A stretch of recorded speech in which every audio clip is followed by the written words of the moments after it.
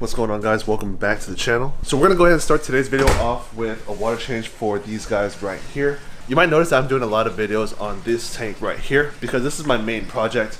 The big tank inside the house with the geos and the DAT noise, I don't really do too much updates on them because nothing really changes with them. And then with the planted tank, nothing really changes with that either because plants take a long time for them to grow. So I'm just waiting for them to be more lush to give you guys more updates on that tank right there. And you might notice that my lids are all kind of off the tank right here. They're not covering anything, so there's a lot of breathable area on top of my aquarium.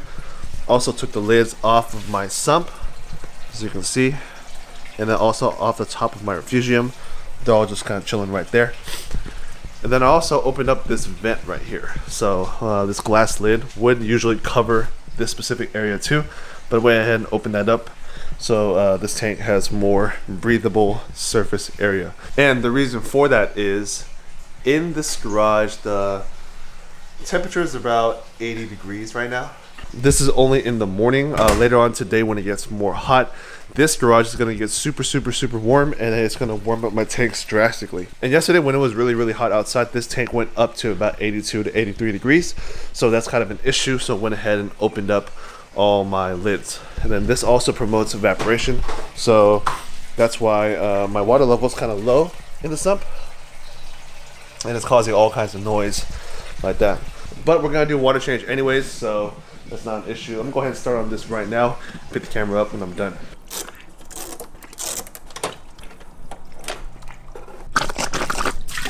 Alright, while the tank is slowly draining down, this is a good time for me to show you guys how much K1 I actually have in the system.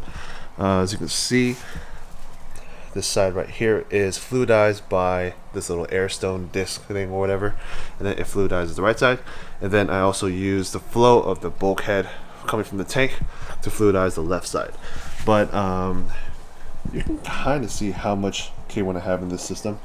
On the left side right here, it's from here all the way to the back. It's about this much. And then the right side, if it were to calm down, you can also see as well. But I think I have about half filled. So if there's this much water, half of it is K1. So it's like right here. I do have some that sit at the bottom of the tank. They're not as fluid as these guys right here.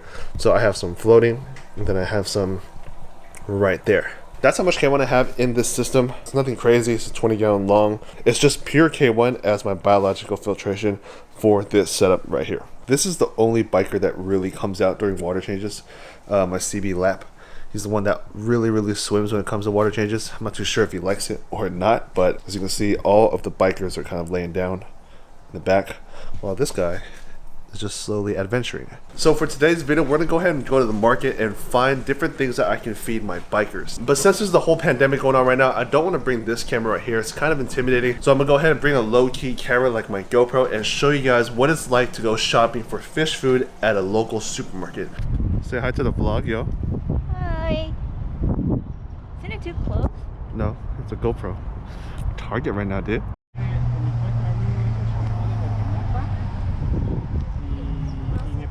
Never in a million years that I thought I would have to line up to get into Target. Pretty wild. 2020. Why is it so close? It's a fucking GoPro. What's good? Air high five, dog. Hi. Right now it's 5 something. We're gonna see how long it takes to get in, okay? We're in there. Oh yeah, get that shit. That clean shit. I actually need this for myself. Hell yeah. Definitely don't want to feed salmon. Salmon's hella oily and it's bad for your like water quality and stuff, so stick to like white meat and stuff. It should work out for you. Alright, so I didn't know what I was expecting from Target. I usually don't buy stuff from there, but since I was going there anyways, I was trying to see if there's any kind of food that I can feed my fish. But I ended up getting taco meat and dinner for tonight. So I guess it's not a wasted trip. But tomorrow I'm gonna be going to an Asian supermarket where I usually get fish food. And we should have a whole bunch of selection there because they have all kinds of crazy like seafood and whatnot. But yeah, we're gonna go ahead and pick the camera up tomorrow and I'll show you guys how it is at an Asian supermarket. So here we're at an Asian supermarket, and as you can see, there's a whole selection of fish here. I would just stick with the white meat fish because pink meat type of fish is kind of like oily, and I've heard that it's really bad for your water quality. So just go ahead and stick with the white meat fish. You should be good to go. As you can see in that corner right there, that lady's kind of struggling with the live crab. In those tubs, there's usually like live crawfish too. So if you have like freshwater puffer like Mabu or Fahaka, you can go ahead and buy yourself some live food for your fish to eat. Another cool thing about the Asian supermarket is you'll find these frozen packets of fish. You definitely want to look out for things like if it's salted, if it's seasoned with some kind of sauce, and you just want to go for that fresh frozen fish. They're usually packaged up in these little it's like styrofoam plates and whatnot, and it's good because you don't have to buy a whole fish. Most of the time it's either really small portions or fish that's cut up. Or in this case, you'll find these kind of like rarer type of foods to feed your fish, like sand goby. It's kind of unique to feed your fish, but it's too unique for me, so I was going to stay away from it. You definitely want to pay attention to the back of these packets and make sure that there's no other ingredient besides the fish. Again, don't want to get anything that's salted, and don't want to get anything that has like sauce. It's bad for your fish, especially chili. Just look at the selection of food that you can potentially feed your fish. I'm showing you the salmon meat, but definitely stay away from that. I've heard bad things about them on MFK. I mean, just look at these fillets right here. You can literally get one, cut them up in little pieces, and this will last you for a very long time. And if you're really traditional with it, you can definitely find tilapia fillets at the Asian supermarket, all individually packed. If that's too much for you, I'm pretty sure you can find smaller portions like this right here. So this is the food that I ended up getting. It's not as unique as like the sand goby and stuff, but I definitely wanted to find something that would kind of target all of my fish in the tank. I definitely want to feed this to my datnoid because it's only eating krill right now, but I'll go ahead and explain more in the next clip when we're back at the house. Alright guys, so it's been a couple days since I went to the Asian supermarket to pick up fish food. I couldn't find anything super crazy, but I did find an old fish food that I used back when I had my Kerrisons. And the reason why I picked this fish food up is because I'm trying to get this datnoid off of just eating krill, along with all the other datnoids inside the house. They all only like to eat krill. It's getting kind of annoying. I want to kind of broaden up their diet and just introduce more things for them to eat. So this is the reason why I went ahead and chose this right here. So what you're looking at here is called silverfish. It's just frozen silverfish that's packaged up. It's used for like fish fries, and it's used for like making fried rice and noodles and shit. The reason why I like using these silverfish is because it's very easy to prepare. All you gotta do is defrost the package, break them up into little baggies, and then freeze them. And just remember, when you freeze fish like this or any kind of like prepared frozen fish, you want to freeze them in thin little packets, so whenever you're ready to feed, you just break off a corner, throw it in your tank, and call it a day. If you were to freeze them in huge chunks, it's going to be really hard to break pieces off to feed your fish. So keep that in mind when you're preparing your DIY food. Because this is the first time I'm actually feeding this silverfish to this group right here. This is their first time seeing it, so I don't know how they're going to react. But I've fed this silverfish to my previous fish before, and they've ate it perfectly fine. I'm going to go ahead and wait until it gets a little darker, and I'm going to turn this camera back on when it's time for the feeding. Alright, when I say that I'm trying to stay low key whenever I feed my fish new stuff, this is what I'm talking about. I'll wait until it gets really dark, and then I'll go ahead and switch to dark clothing.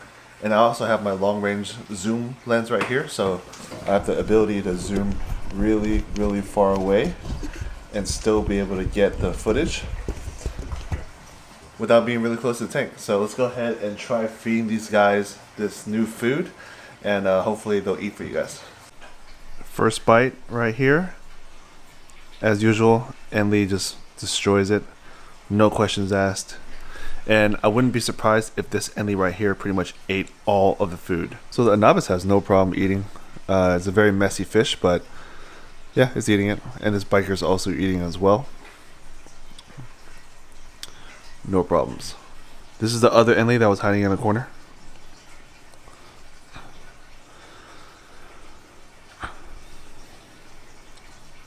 You got a little piece there. My Enlis aren't really picky. The only ones that are really picky are the laps, especially the wild caught. But yeah, I know my Enlis would eat this. I just don't know if they'll eat it all. It's kind of a lot of food. I see videos of people feeding their bikers online, and some of them look really fun. Mine are very slow. They're not like they don't smash into food like the ones you see on YouTube. These ones eat really slow.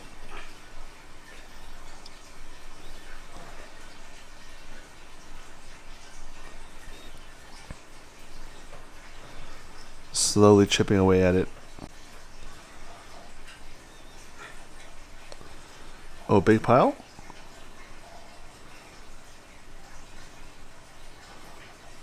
Oh, nice.